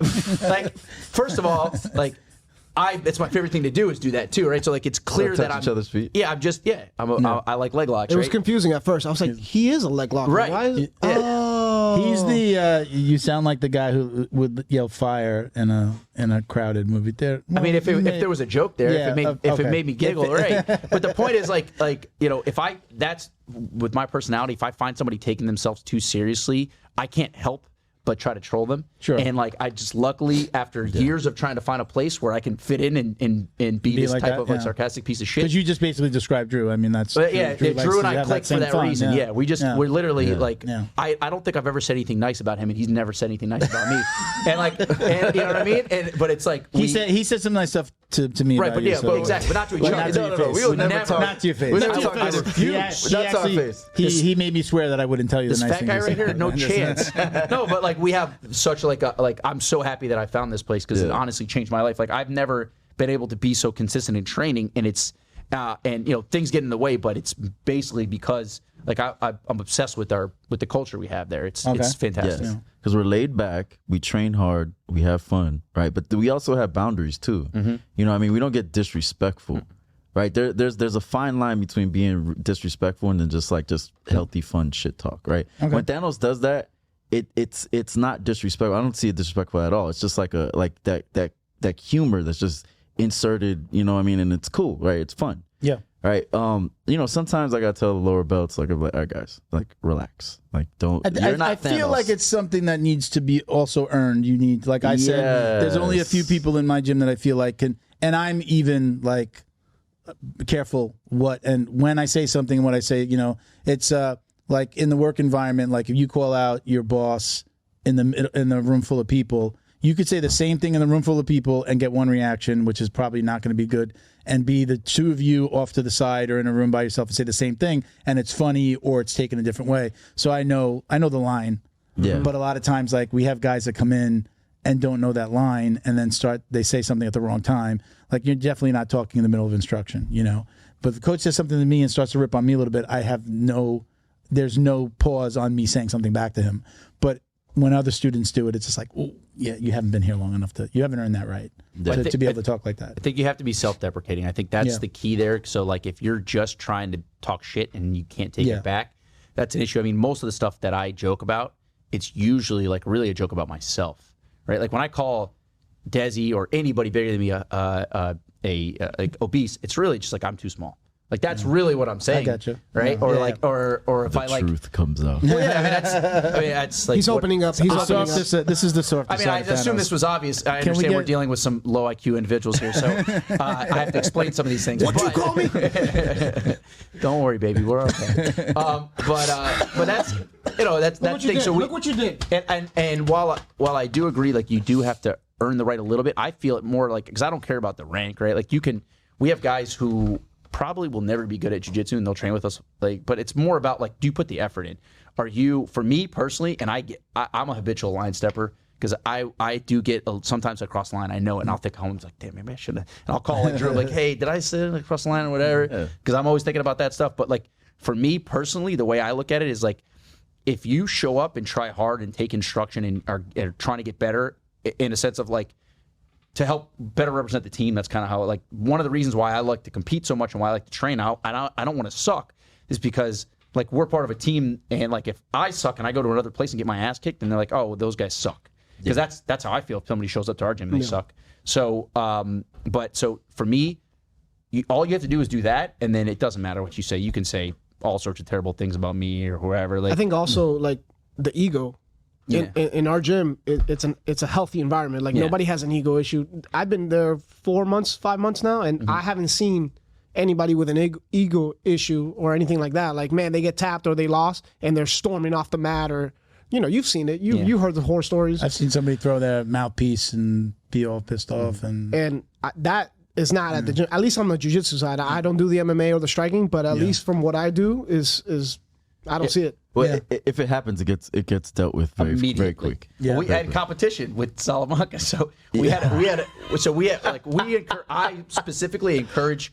I think competition is the best way to get better at jiu-jitsu, and it's also like there's no other sport because it is a sport. It's a game, right? It's not a fight. So fight, Thanos.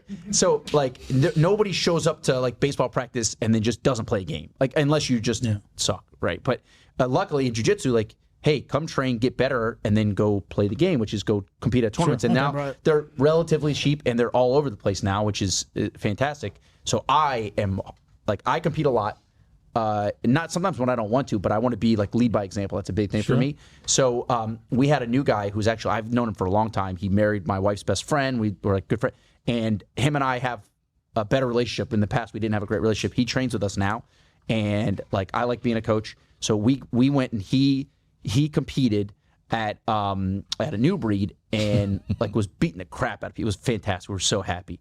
But then he got up and like after one of his matches, he got up and started beating his chest and like, and he won worlds. Yeah, basically, yeah. It was a white belt bracket, a new breed, right? And it wasn't even the finals. It wasn't even the finals. But again, I mean, listen, we all understand like the emotion that it goes into that stuff. Like you feel really good, right? So immediately for like, hey, fucking great job, fucking job. Don't ever do that again. Like, act like you've been like you can super humble. Yeah, well, don't be super humble. Just be like, all right, good, and then celebrate with us afterwards, so we can go talk shit about the guy you beat up or whatever. But like, don't embarrass your opponent, because the other thing in my mind is, if I beat somebody and I embarrass them, they might not show up to the next tournament, and I want to have more rounds against that guy too. That's part of it too, right? Like whether he's going to get better or not. Like I want to have opponents. You need partners. So like clowning your opponents. Number one, it's just bad taste, but also like it could discourage somebody from ever coming back and competing again. Right, and they see that name on your chest, and it's like, oh, is that how they all are over there? Oh, those guys are all, Well, I mean, we're assholes, but in a different way. Touche.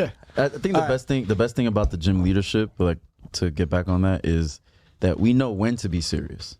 Okay, in a situation like Thanos. We're not gonna say who it was, but there was one of our guys who got mad at some because he got confused about like what a call that the ref made. Yeah. Then after the match, he tried to just Storm off the mat, tried to storm off the mat. What'd you do, Thanos? Yeah, so yeah, he complained about a call. He got tapped. Actually, he lost the match and then refused to stand to get the other kid's hand raised. Refused to shake the hands and like try to storm off the mat. So I screamed. It's on tape. I screamed at him, "Get your fucking ass back on that match before I whoop your ass fucking right now." I started screaming at him, and he's young. That's part of the reason why I felt, I guess, at the moment why I did that. I didn't really think too much into it. It's just my reaction. How young? Like kid young? Yeah, like young 19, adult? I think, Okay. years old. All right. So, like, again, I'm not trying to teach anybody his spec, but if we're in a public and you're representing us, that's the way I looked at it. I'm like, dude, don't fucking embarrass us. Have you ever like had your crew like, hey guys, have a talk with them before? Like, this is how we're gonna act. You know, especially if you have younger guys. No, it's more because we just focus on the competition. We need to go kick ass. Yeah, All we're right, trying to win. Right. We're trying to win, Okay. right? But, like, if you lose, don't be a fucking loser. Yeah. That's Yeah. the whole That's thing. the worst part. That makes it 10 times worse. Yeah. When you make a scene after you lost, bro. No. When I lose, a lot of times I'm either upset with myself or I'm impressed with the other guy. That's usually my mindset, right? I'm like, either I fucked up and made a mistake and I'm fucking really mad at myself, or I'm like, damn, that guy was fucking good. I got to keep training because that dude might show up to the next one. Yeah. Like, I don't think, I can't remember, actually, no, I know for sure. I've never, ever been upset about, upset at anybody else for losing. Yeah. Just you. Yeah, it's my fault. At ADC, after I lost my quarterfinals, the first thing I told Drew, I was like, bro, I can't wait to watch the tape and see what I did wrong. Yeah. Like, because that's how you grow. You know, that's how you evolve. You make mistakes, you move forward. That's it. It's not, I'm not going to make a scene and cry, oh my God, sorry, coach. No, I was like, damn, Drew, my bad. There's time for that when you're like by yourself. You can fucking cry in a corner if you want, But even still, it's like it's non-constructive. Like my worst loss, Drew was there. It was embarrassing, incredibly embarrassing. I kept my shit together while we were with the team. My drive home, I was just like, I remember thinking like, maybe I really suck at this. Like Everybody's been there. Everybody goes through that. But it was just like I was almost like because I've been like at that point. This was almost 2 years ago now. But like I thought I was good. And it was stupid for me to even think that. But I made a really stupid mistake. But it was my first like super fight, right? So I'd never competed outside of just like an open tournament style system, yeah. which is obviously you don't have the spotlight on it. But I was super hyped up, and I've never felt more confident for a match. And I lost in 15 seconds to a kid who I definitely should have beat. And I remember thinking like my drive home, like, yo, maybe I'll never do this again. My drive ran up to him like, I'm gonna get you. Yeah, it was so bad. But that's how you get motivated. Yeah. Because you remember that. I signed up for the next tournament on my drive home. Yeah, you did. Yeah, that's usually my mentality. I'm like, yo, if you lose, like, we've had some guys get like really emotional, and like even Desi will say this, like Desi doesn't compete, and he said the reason why he does it is because he doesn't care enough about losing. I go, bro, because he doesn't like cry and scream about losing. I go, bro, that's like dumb. What an immature way to look at things. He doesn't compete because of that? Because he said that was his excuse. He said he doesn't like to compete because he doesn't care enough about losing. Like if he loses, it doesn't affect him. And I go, Do you feel like he's not going out there with that's what he said. The thing is, The drive, yeah. That's what he said. But I'm like, dude, I I don't care about losing. Like I'm just trying to test myself. And I it's mean, a sport. if you pay the $120, the $150, man, why are you not trying? I don't know. Well, I mean, trying from a standpoint of like, yo, did I train? Do I feel like I have skills? Do I have a chance to beat this person? But whether you do or don't, like, you don't know who's going to show up. Like, this is all about like testing yourself. First of all, it's a sport that we do on the side. It's not this is not. We're not professionals. This is not our entire life, right? It's not speak like for yourself, bro. Drew's sitting there on social media while we're training here and saying, "Oh, I do this full time." But Ground is my. no, but I mean, like what I love about jiu-jitsu or grappling or American, whatever you call it. What I love about this, gay fighting. So, Hold on. If you get in an argument with your wife right now and you came to tell us, what are you gonna tell us? I don't. I got in a fight with my wife. No, I don't. I don't argue Yeah, with he my is. wife. He's I got in a fight with my wife. No, Is that a fight? no, it's not. It's an argument. No, But I don't even. It's a disagreement but- realistically. But I don't fight with people. It's stupid. First of all, if we're in public, you were talking about in a bar. Like I'm not fighting. I'm taking 3 steps back and I'm drawing. We're not fist fighting. Yeah. We're not fighting over some stupid shit. Someone's gonna die, bro. Like in public. We're not. Like I don't do jiu-jitsu for self-defense. There's no self-defense, brother. I'm not gonna take a chance. I'm not John Wick, and that's the point. I'm not John Wick, bro. I'm not taking a chance with my life because you decided you want to have a bar fight, bro. Like you're probably gonna die today because you made a mistake. But We're gonna do the drill down. We're gonna do our Okay. questions at the end of the episode. So these are a bunch of kicking us questions. up, I've man. added some here. That's fine. Well, we call this Bo. The drill down. That's our sound effects guy. So we got, I got a bunch of questions here. Probably won't I'll ask a few different ones, but you guys can all answer if you want. So first one, easy enough. We've already discussed. Is it usually gi or no gi? You guys are all no gi guys. Take down or pull guard? Take down. Take down. Take down. Pull guard. Hey. Music during rolling, you turn it up. Sometimes, depending on the day. James Brown. Yeah, James Brown. If you had control of the music, what's your musical? Do you like the music on when you're rolling? I don't care. It doesn't matter. It's I'm preference? man. Hallelujah. Preference? 80s music. 80s. It just depends on the day. Sometimes I 60s just and like 70s. gangster rap music, and sometimes like 60s and 70s. James Brown though, that's been a good station. Yeah. Oh, for real? The 60s, best 70s? music that's ever Yeah. been made in the history of the planet was between the 60s and 70s in America. Okay. I agree. I thought it was But no, like, rap 90s is hip good hop too. and R&B. It's good. That's good too. I don't really care. That's good. All right, great I threw this new one in here. Okay, I'm going to ask these two guys. What's the best thing about having Drew as a coach? The best thing? The best thing about having Drew as a coach. We only how much more time do we have to sit and think about this? Oh, God. You go first, Thanos. You know him longer. Oh God! Well, you know, my favorite thing is like when I hit an awesome move and like I look up for approval and he's on his phone scrolling. That's like my favorite thing. The promotions will reflect, guys. Just remember. Oh, then yeah. Can I get demoted? Tread carefully. I like Drew because the best thing about him being my coach is that the no ego stuff. Like he's not trying to teach me his spec. That's not my thing. Like you know, He's trying to teach you the art.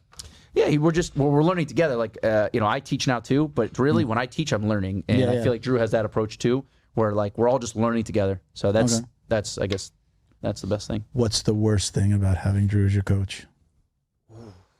The racism is really bad.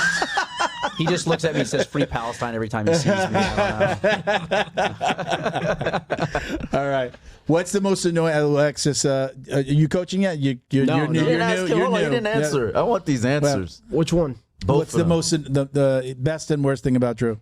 Having Drew as a I think coach. the best thing is that we connect on a different level. So he talks to me how it is. Yeah. He's like, that was fucking stupid. Yeah. Why would you go for that when you could? You have A, B, C, and D. And I'm like, damn, he's right. Yeah. I did go for that with no hooks in. That Yeah. was stupid. Yeah. You know, I love it because that's how I learn. What about the worst thing? The worst thing? Everything's videotaped. Yeah, that's right. in Oh our man, gym. Yeah. you fuck up and Just remember the time. Like when I It's was like, hey guys, let's look at the when I almost videotape. broke my wrist trying to take you down. oh my god. I show everybody that video. Drew, Alex, the coach's most annoying thing that students do. I have two things. Yeah, I know. Two things. Yeah, I What is know. it? What is it? Yeah, I I know. know. Yeah. Not being coachable. Fucking It's terrible. like. Hey, you're doing this There wrong. was a brown belt yesterday. I'd be like, "Yo, stop talking. Stop." Yeah. What? When I say something, Wasn't me. Thank Do God. that. No. This is the move. Do the move. Yeah, Don't- because like you were doing the move and then you do something that's fucked up, right? And you say, "Yeah, I know." So why you do? Right. You don't know. You don't know, I thought- and it's like I get annoyed at me. Like, well, if you knew, you would have did it right the first time, right? Coach, most annoying thing that students do. So it's something similar, but like, so when I'm trying to place, like, so when I'm teaching them something new and I try to place something and they're just, I'm like, dude, stop fighting me. Yeah. Let me place your hand. Like that for me is always so annoying. Like, relax. No one's trying to kill you. We're just teaching you a move. Most annoying thing coaches do. Most annoying thing coaches do. Damn. Well, you guys are also students and coaches. Most annoying thing that coaches do. So in terms of like actual coaching during live rounds, yelling out unhelpful instructions. So like my first black Just belt get up? coach. Yeah, my first black belt coach used to just yell, "Use your body." That was the only instruction he ever gave. I'm like, I thought that's what I was doing. I don't understand. No, it's funny now that I coach, I understand what he meant, but like he said, like I like to yell out specific instructions. Yeah. So that's what I like. Okay. Yeah, I had to learn how to be a better coach. You know, working with Thanos because I had to because I don't coach like that, but he needed that, so I had to like learn his game. But I think the most annoying thing that coaches do jiu-jitsu wide is they'll tell you stop using so much strength, but there is no Oh, that's I don't true. like that Oh one. my I god. don't like like to that. white belts. It's like stop using so much strength. It's like what the fuck am I supposed to do? No, yeah. Use your Right, there strength, needs to please. be a. You're not telling somebody who's flexible not to use their flexibility. You're not telling somebody who's like long or tall not to use It's that always as a strength. You know, Always a strength. yeah. And I understand it. I think what they really mean though is like what I was saying before. Like, don't be dropping a people's elbow on somebody. Like, you're using your body in a way that's not helpful to jiu-jitsu, or you're going to hurt your partner. Versus literally like, this is strength pulling somebody into my guard. Don't be a versus goon. me like falling on somebody because I'm a big guy. And I also, think that those two things get confused. for sure. And also, what I tell them is like, look, the reason why you're using so much strength is because you don't know technique. So you're going to resort to strength. Yeah. So these techniques that I'm showing you today, just try to do those. And when you get your guard pass or it doesn't work, just keep trying over and over and over. I know you and Kenny used to say this all the time. What is I don't know if this is from the Marines, if it's from the Corps. You used to say, what is it? Slow is smooth and smooth is fast, or smooth is how does that saying go? Is that a Corps thing? said it right. Is that, Slow, I don't know, smooth, fast. Is it? Slow, smooth, and smooth as fast. fast? Yeah. So I've kind athletic of thing. even I'm always like the speed will come is usually what I'm telling people. Like when they're trying to do something really fast and they're doing it sloppy, I'm like, go slow, go 1, go 2, move your leg. It's okay. The speed is going to come from that repetition. It's almost the same as you said. But I did get that from you and Kenny because you used to say it all the time. So like that's one of the annoying things that I find when, like, you know, again, the new guy comes in, just trying to go they see the coach doing it maybe fast, you know, like they'll do it slow, let me show you, and then like, okay, let me give it to you in real time and show you what it looks like, and then they just try to do that last one the way it looks, and not, you know, I like when people count. Like I'll actually be like 1, 2, place here, foot goes here. Say it. Like I still even say it out loud to myself. Like I'm saying it out loud. Like, go here. Okay, move. Yeah, you have to have it in digestible pieces to. Yeah. You're right. Some people learn by seeing right here. Right, somebody who like maybe like reads but reads out loud isn't like they're reading it. They're seeing it but they're hearing it. Right. The same way if somebody's being taught, you know, they're seeing the visual. Person's writing on the board. Maybe reading them something they're seeing in different ways. I kind of like to see all those things, so I'm doing it for myself. So that's just something I do. But I try to tell other people, like, go slow. The speed is going to come. You're going to be a superstar one day, but you got to do it slow to get this down. Yeah, you're not going to learn it fast. Yeah, that's been you're the not going to hardest be a part. superstar one day. Yeah. Working that throttle. So next question, Drew, I'm going to ask you this specifically since you're a gym owner. What would you be doing now if you hadn't found jiu-jitsu? Crack. No, he said if you hadn't found it. Bro, I don't know. What would you be doing for a career? Do you feel like fucking know, man. What did you want to do when you were growing? Was there something passion you had when you were growing up? No. I had no.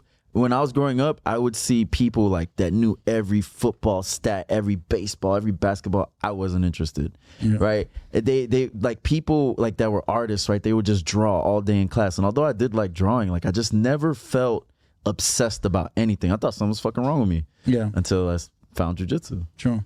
Okay. Now I know something's really fucking wrong with me. But You guys, are you like watching tape? Are you like addicted to, like, you said you're a social media guy. Are you like always watching moves and following people or buying instructionals? Are you that guy? I don't buy instructionals, but like I like watching videos. I watch my own videos too, like from previous matches, tournaments, see what I did wrong. It's the only way to get better. And it's like Thanos said, the only way you get better in this game is competing. Yeah. Because in the gym, you're only going to get a couple Certain looks, looks, partners. You say you hate social media. But are you somebody that's on watching stuff? Oh, I'm addicted to it as well. But no, I mean, that's why he hates it. Yeah, that's part of the reason. No, I mean, I do, like, I'll send him like either things that are terrible, and I'm like, yo, look out for this guy in our gym. He's probably going to use this. He's going to try to use this. He knows exactly what I'm talking about. Or I'll be like, oh, that's something that we'll try out. But for me, I am obsessed with jiu-jitsu. My life outside of jiu-jitsu is so stressful that, like, jiu-jitsu is my stress reliever. So It's a happy place. Yeah, I don't tend not to watch too much jiu-jitsu in general, other than my matches or like the guys that I coach our matches. But I do jiu-jitsu in my head all the time. I'm always thinking about like I'll wake up 3 a.m. trying to go to sleep, and I'm just like, okay, underhook hip toss or underhook pull guard, whatever. Like for whatever reason, like that's where I go when I'm looking. Yeah. Yeah, your poor wife, dude. Jesus Christ. She wakes up with black eyes and stuff. But yeah, it's a stress reliever. Ultimate goal. Do you in the world of jiu-jitsu, do you see yourself, like owning a gym, coaching, or is this just the happy place, or is this something that you see yourself doing for the rest of your life, and maybe coaching, owning a gym, things like that? I'm a competitor. I like to compete. I like to win. It's just the bottom line. I like to be better than other people. And I told Drew when I came over, I'm like, hey man, I want to win a world title. Yeah, I want to win. Okay. I don't care what belt. Next year, baby. Yeah, I don't care if it's blue. How long have you been training total in that? I'm sorry? You're a blue belt, right? Blue belt. How long have you been training total? About a little over 3 years. Okay. Yeah. Daniel's ultimate goal, where do you see yourself ending your coaching? You said you got a business, and you got a business outside of the watch, like you have your own business, and then the watches, or what you do thing? Okay. Yeah, so and then what's my your ultimate goal is jiu-jitsu, so I would like to run a gym. Like I talked to Drew about it before, like maybe once I get my black belt, possibly having like an affiliate gym with Drew. I think because I like. Are you an affiliate now? Are you fantastic? Are you an affiliate? Who's your black belt? He's an affiliate of America. That's right. Do you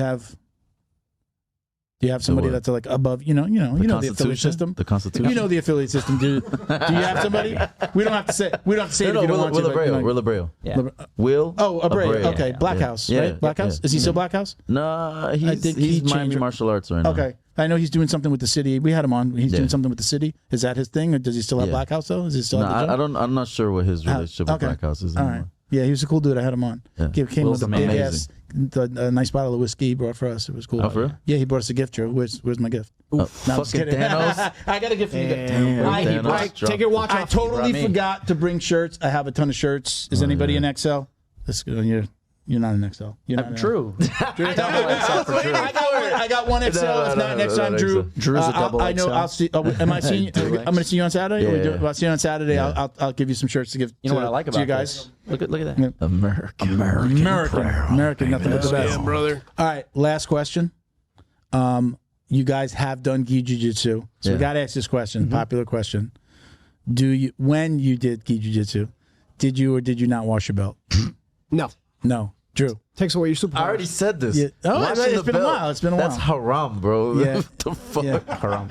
My wife washed my belt once, and I lost all my stripes when I cared about that kind of stuff. Yeah. So I don't know. My belt stays in my gym bag. You carry it? You still bring it to the gym? Yeah, just to let people know. It hangs out the side just a little bit. Right. Did you see the tip with the? Oh, you can show him the tip. When I was asking, him, like we were on Instagram, I was like, I needed to, put you on the gram and say what your bona fides, right? So I'm asking him, he's like 19 stripe white belt or something. He says, I'm like, bro, I got to get this fucking R. I'm like, what is you should have put that on the thing. I told him, I'm going to put that. And then he like answered me back with brown belt. So thank you to Feito IT and AV, specializing in commercial and residential automation, security cameras, CCTV, POS, and more. Check them out at feitoitav.com or call 305-428-2515 and let them know the dummy sent you. Special thank you to the crew over at Flow and Roll for all their support.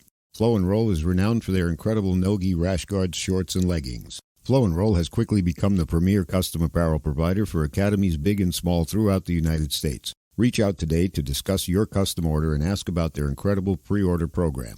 You can send an email to flowandroll@gmail.com or visit their Instagram at flow_n_roll and shoot them a direct message. And yes, they can create an awesome custom gi for your academy as well. Visit flowandroll.com to check out their awesome designs, and while you're there, pick up a Jiu-Jitsu Dummy signature tee exclusively at flowandroll.com. And remember, you'll get 20% off your purchase of t-shirts, rash guards, or gis with code JJD.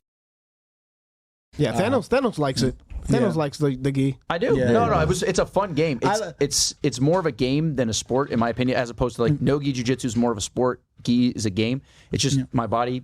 Like I don't have the time or the intention to like really invest in like my physical, right? like weightlifting and all that stuff, because I like jiu-jitsu so much that if I had more muscles to protect my body, I'd probably do more gi, more jiu-jitsu. Bro, take some of the fucking steroids he has on the Well, yeah, we're gonna talk on a little deal here. The steroids. This guy, come on, man. We got to wrap it up. Listen, I appreciate you guys coming out. Do you want to give your Instagram handles? Okay. No, you don't want anybody to know What who about you your are. OnlyFans? Mr. Thanos. Oh, OnlyFans. That's a different story. You guys can find me online by go fucking yourself. How about that? Okay. There we go. Drew, I know. Drew's the business. Drew owns a gym. DRU. Give a _Phoenix. Drew and, Phoenix will and the school. We'll check his messages while we're rolling. BJJ. I usually put the Instagram handles when we introduce you. It'll say your name on screen. Like, Yeah, you can is it check okay it to out. put it? Such a They put hater. it. Just send me your OnlyFans link. There you so go. I can check it Thanks. out. You're okay with me putting? We'll put it on. We put it on there. Yeah, okay, I'll support. We'll see how long it I lasts. I might support delete it. single. We'll kick up those watch sales. You know? Yeah, for sure. Yeah, All right, that's guys. what I Listen, need. I appreciate you guys coming on. Thank you for doing this. Listen, if we're trying to stay more local than doing the Zooms. A lot of the time the guests that have come in is always like somebody suggests somebody else. So if you know anybody else that could come and do like a round table like this with a student or two or some coaches, let me know, make a suggestion. Why don't you get Mello and his crew in here? Mello is because he can only do it on Saturday. I've tried. Oh. And I don't really want to do it on Shabbat. Saturday. They don't. I got to talk to the Shabbat. production And guys. Zoom is a I don't. communist plot, so like I agree prefer with not that. to be doing it on the weekend, but I work it out eventually if we can. Gabe from 10th Planet. He got a bunch of characters. Gabe in. from 10th Planet. Which 10th Gabe. Planet? 10th Planet Miami. Miami. It's actually in Pembroke Gabe. Pines. It's in Pembroke Pines, but Okay. we forgive him. All right. I he's had cool. I had Heather Clark on, and I think I'm gonna have one of the Pompano guys on. He's cool too. 10th Planet Pompano. Yeah. But Gabe is like, he's my dog. So Okay. Gabe and his All right. crew. Yeah. If you Yeah. know anybody, you want to make a suggestion, make an intro. Good personality, better than yours. You're okay. But Hey, so. my characters, hook it up. bro. My guys. All are right, the listen, fucking best. we're gonna wrap it up. Thank you guys. Appreciate you coming out. Check us out, Jiu-Jitsu Dummies on Instagram for all the ways to watch, listen, support. I'm Uncle Milty BJJ on IG, so everybody calls me Uncle Milty, right? From the Okay, handles, yeah, right? yeah, They work the opposite way for me, though. They call me Uncle Milty, and then I made it the handle. So, all right, thank you for watching and listening, everybody. Peace, love, Jiu-Jitsu. Us.